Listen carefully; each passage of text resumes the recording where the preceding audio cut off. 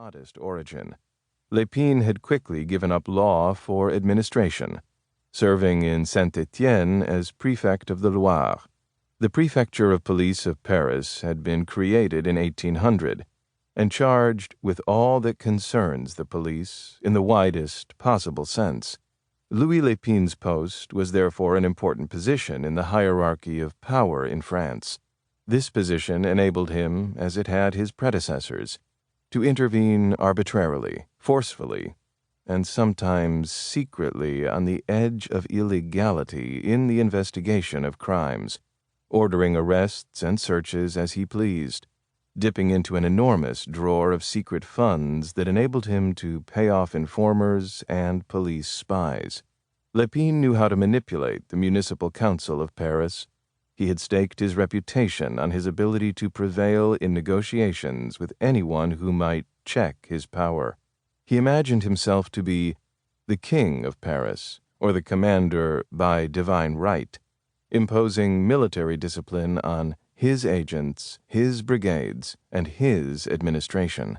As he sat behind his large desk, with his mustache and short beard, invariably wearing a dark suit and tie, matched by a black top hat when he went out, Lépine had no idea who might have carried out the audacious attack on the courier who worked for Société Générale, but his attention soon turned to the possibility that anarchists were involved. The next morning, in their small apartment in plebeian Belleville, Victor Kibalchich, the Brussels-born anarchist son of Russian émigrés, and his companion Rirette Maître-Jean, a fellow anarchist who had come to Paris from her village in central France, read in the newspapers about the dramatic, bloody theft and getaway. Victor immediately thought of someone who might have done it, a certain Jules Bonnot, whom Victor and Rirette had recently met in anarchist circles. He is crazy enough to have done that. Victor and Rirette read the descriptions of the perpetrators. For her part, Rirette doubted that a man whom eyewitnesses described as being small with a thin mustache could have been Bonnot. Victor disagreed, and another accomplice had been described as seeming very young, not very big, wearing a martingale raincoat, a melon-shaped hat, binnacles, and with a face of baby-like rose complexion.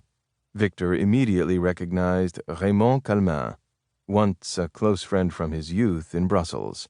Eyewitness accounts led Victor to believe that another Belgian, a violent anarchist named Octave Garnier, was one of the 4 or 5 men whom passers-by had seen in the car. Victor and Rirette realized that although they had absolutely nothing to do with the holdup, completely disagreed with such violent acts, and had long since distanced themselves from this small faction of anarchists, this could be bad for them. They were already known to the authorities because of the anarchist paper they ran, L'Anarchist.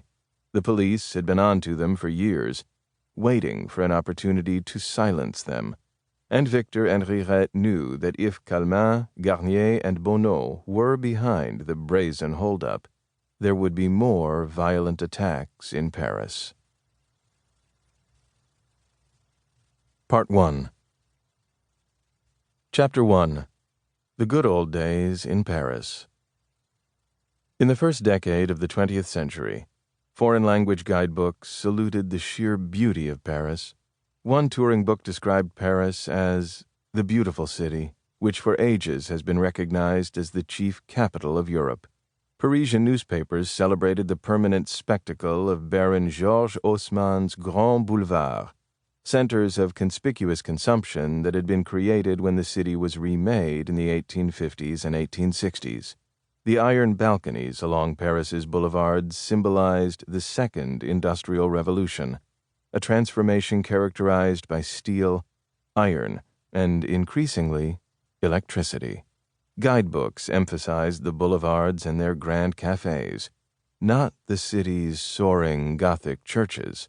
The Third French Republic, first proclaimed in 1870 and lasting until 1940, celebrated the city as a showcase of a happy modernity.